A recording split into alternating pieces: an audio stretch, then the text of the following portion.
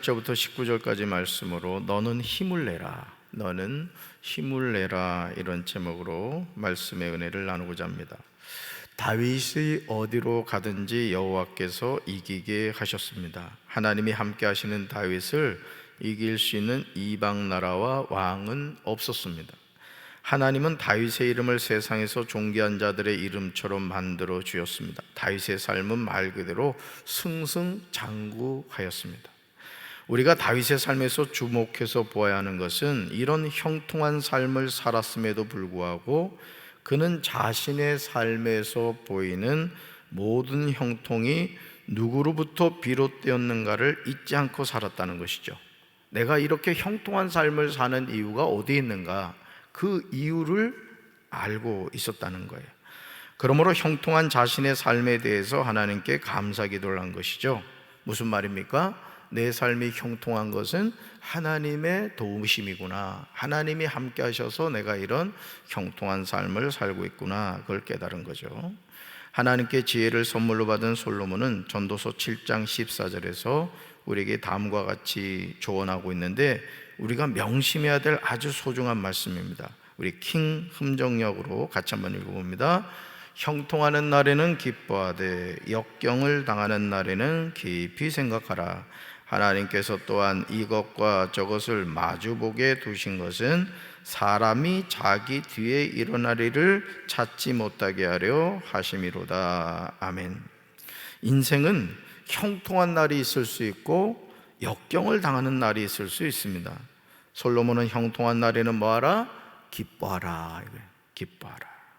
그러나 역경을 당하는 날에는 어떻게 하라고요? 깊이 생각하라고 권면하고 있습니다. 기뻐하라, 깊이 생각하라. 왜냐하면 하나님이 형통한 날과 역경을 당하는 날을 마주보게 두신 이유가 있다는 것이죠. 바로 그것이 사람이 자기 뒤에 일어날 일을 찾지 못하게 하려 하심이라는 겁니다. 이 진리를 깨닫는 사람은 매 순간 겸손하게 살아가게 됩니다. 내가 형통한 날이 있을 수 있고 역경의 날이 있을 수 있다. 형통한 날에 뭐 하고요? 기뻐하고, 또 역경을 당하는 날에는 깊이 생각하라라는 것이죠. 역대상 19장은요, 한 사람의 선한 뜻을 그릇되게 해석함으로 초래하게 되는 전쟁에 대해서 기록하고 있습니다. 우리는 이 말씀을 통해서 우리가 어떤 사실에 대해서 오해하게 되면 돌이킬 수 없는 잘못을 범하게 됨을 알고 바른 분별을 해야 합니다.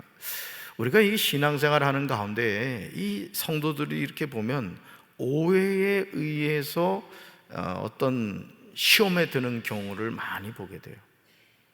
정확한 사항을 파악하지 못하고 자기 나름대로 자의적인 생각으로 이제 오해를 하는 겁니다. 그래서 결국은 이제 거기에 스스로 이게 붙잡히게 되는 거예요. 어떤 인간적인 자존심이라고 할까요? 그래서 그 오해가 사실이 아니었다는 것을 알게 되었음에도 불구하고 스스로 거기에 붙잡히는 거예요. 스스로. 참 너무 안타까울 때가 많습니다. 여러분, 오해란 사전적인 의미는요, 그릇되게 해석하거나 잘못 알매요. 자, 어떻게 해석했다? 그릇되게 해석한 거고, 어떻게 알았다? 잘못 알았다는 게, 이게 뭐다? 오해라는 거예요. 오해. 그렇다면 지금 암몬 자손의 왕이 된 한온이 오해하게 된 것은 무엇일까? 여러분 1절 보시죠. 1절 성경 보세요. 1절을 보시면 얼마 후 암몬 사람들의 왕 나하스가 죽었습니다. 그의 아들 한온이 뒤를 이어 왕이 되었습니다. 여러분, 예전에는 다 왕은 계승이 됐단 말이에요. 아들이 왕을 이어갔단 말이죠. 그래서 이스라엘의 왕인 다윗은 한온의 아버지 나하스가 나에게 은혜를 베풀었으니 나도 나하스의 아들 한온에게 은혜를 베풀어야겠다고 말하며 신하들을 보내어 고인에게 조의를 표하게 하였습니다. 왕의 명령을 받은 다윗의 신하들이 한온을 조문하러 암몬 사람의 땅에 이르렀죠. 다윗은 순수한 뜻으로 조문한 거예요. 누구를요? 나하스를. 이게 나하스와의 관계가 있었거든요. 그런데 역대상 19장 3절에서 성경 보세요. 다윗이 보낸 사자들에 대해서 암몬 자손의 방백들이 왕인 한온에게 그릇된 말을 함으로써 공경에 처하게 되는 것을 보게 됩니다. 우리가 사용하는 말이란 이런 치명적인 약점이 있어요. 한 사람의 말이 수천 명, 수만 명을 살릴 수도 있지만 한 사람의 말이 수십만 명, 수백만 명을 죽음으로 몰고 갑니다. 예전에도 여러분 왕 옆에 이 충신이 있으면 괜찮은데 간신이 있으면 그 간신 때문에 왕이 바른 판단을 못 해가지고 이 국사를 그르치는 경우를 많이 보게 되죠. 주님의 몸된 교회에서도 마찬가지. 우리 중직자들은 담임 목사의 눈이 되어줘야 되고 귀가 되어줘야 돼요. 그래서 담임 목사가 바로 분별할 수 있도록, 바른 선택을 할 수 있도록 여러분이 이렇게 동역자가 되어주셔야 됩니다. 할렐루야. 그렇게 돼야 돼요. 우리 3절 같이 읽습니다. 3절. 암몬 자손의 방백들이 한온에게 말하되 왕은 다윗이 조문사절을 보낸 것이 왕의 부친을 존경함인 줄로 여기시나이까? 그의 신하들이 왕에게 나온 것이 이 땅을 엿보고 정탐하여 전복시키고자 함이 아니니까 하는지라. 아멘. 참 이런 그 부관들을 주면 큰일 나는 거예요. 죽은 나하스에 대해서 다윗이 선한 뜻을 가지고 사절단을 보내서 조문하겠는데 이 부하들이라는 사람이 이 하는 말을 보라고요. 얼마나 어처구니가 없습니까? 다윗의 선한 뜻을 이렇게 왜곡할 수 있단 말입니까? 오늘 우리 주변에서 누군가 나에게 선한 뜻을 가지고 한 말이나 행동에 대해서 오해를 함으로써 돌이킬 수 없는 실수를 하고 있지는 않습니까? 암몬 자손의 방백들은 왕인 한온을 잘 보필해야 할 것인데 오히려 왕을 곤란에 처하게 만드는 것을 보게 됩니다. 암몬 자손의 방백들의 말을 들은 한온은 더욱 큰 죄악을 행하는데 그것은 다윗의 신하들을 잡아 그들의 수염을 깎고 그 의복을 볼기 중간까지 자르고 돌려보냅니다. 여러분 이게 무슨 의미가 있느냐? 이런 뜻이 있어요. 한번 읽어볼까요? 고대 근동 지방에서 수염은 명예와 권위의 상징이었으며 수염을 기르는 것은 자유인의 권리를 상징하는 것이었다, 이거죠. 따라서 다윗의 좁은 사절들이 수염을 깎인 것은 최대의 수치였다는 거예요. 수치. 자, 선한 뜻을 가지고 좁은 사절단을 보냈는데 지금 엄청난 수치를 주었던 것이죠. 다시 말해서 수염을 깎인 것은 분명히 자신들의 위험과 간섭과 종교에 대한 모욕일 뿐만 아니라 중형을 당하는 벌에 해당하는 일이었어요. 중형에 해당하는 벌이었다는 거죠. 한온이 다윗이 보낸 사절들의 의복을 중동 볼기까지 잘랐다는 말은 그들의 수치가 드러나도록 잘랐음을 의미합니다. 고대 히브리인들은 속에 네일을 입지 아니했으므로 그들의 옷을 엉덩이 윗부분까지 잘랐다는 것은 벌거 벗겨 놓은 것과 다를 바 없는 아주 잔인한 행동이었다는 거죠. 그러니 다윗의 조문사절이 당한 수치는 지독한 것이 아닐 수 없었던 거죠. 어떻게 조문사절에게 이토록 잔인한 행동을 할 수 있단 말입니까? 조문사절이 그곳을 떠나자 사람들은 조문사절이 당한 일을 다윗에게 알렸습니다. 조문사절이 너무나도 수치스러운 일을 당하였으므로 다윗 왕은 사람을 보내어 그들을 맞으며 수염이 다시 자랄 때까지 여리고에 머물러 있다가 수염이 다 자란 다음에 돌아오라고 합니다. 그들은 다윗의 명령을 듣고 순종하였다가 낭패를 본 것이죠. 여러분, 이 조문사절단 입장에서도 얼마나 속상하겠어요. 왕의 명령에 따라서 나하스의 죽음에 대해서 조문을 하러 갔다 왔는데 이거는 환영해 주는 것이 아니라 말할 수 없는 수치를 준 거예요. 아마 이 조문사절단 가운데 왕은 괜히 이런 걸 시켜가지고 나한테 이런 수치를 줬다 불평한 사람도 있었을 거예요. 우리가 주님의 몸된 교회에서요, 때로는 이게 담임 목사를 도와 어떤 일을 하다가 여러분 속상한 일을 당할 수 있어요. 그럴 때는 하늘나라에 상급이 쌓였구나 이렇게 생각하시기 바래요. 저한테 전화해가지고 왜 저한테 시켜가지고 이러지 말라고. 이뻐서 시키는 거지 미워서 시키나. 아무도 아멘 안 하잖아 지금. 사랑하는 성도는, 바울은요 로마서 12장 21절에서 우리에게 이렇게 강조해요. 같이 한번 읽겠습니다. 악에게 지지 말고 선으로 악을 이기십시오. 한 번 더요. 악에게 지지 말고 선으로 악을 이기십시오. 아멘. 하나님의 자녀는 악을 악으로 갚는 것이 아니라 선으로 악을 이겨야 될 줄로 믿습니다. 이것이 하나님 나라의 법칙입니다. 여러분, 우리가요 신앙생활 똑바로 하잖아요. 주변에서 여러분 칭찬하지 않습니다. 여러분이 담임 목사를 도와서 주님의 몸된 교회를 세워가는 일에 충성하잖아요. 좋은 말 듣기 어렵습니다. 그러니까 누구는 기억할까요? 하나님 기억하는 거예요. 그러니까 여러분들이 어떤 교회에서도 그렇습니다. 여러분 신앙생활 하면서 말 안 들으려면은 교회에 그냥 바람과 함께 왔다가 바람과 함께 사라지면 돼요. 아무 일도 안 하면 돼요. 아무 일도 안 하면. 그런데 담임 목사를 도와서 뭔가 일하려 하잖아요. 그럼 이 뒤통수가 간지럽습니다. 그러니까 여러분이 항상 저는 그렇습니다. 저는 저와 여러분이 어떤 마음을 가졌으면 좋겠나 하는 마음을 가질 때인데, 그건 하나님 앞에서 상급받는 인생이 돼야 돼요.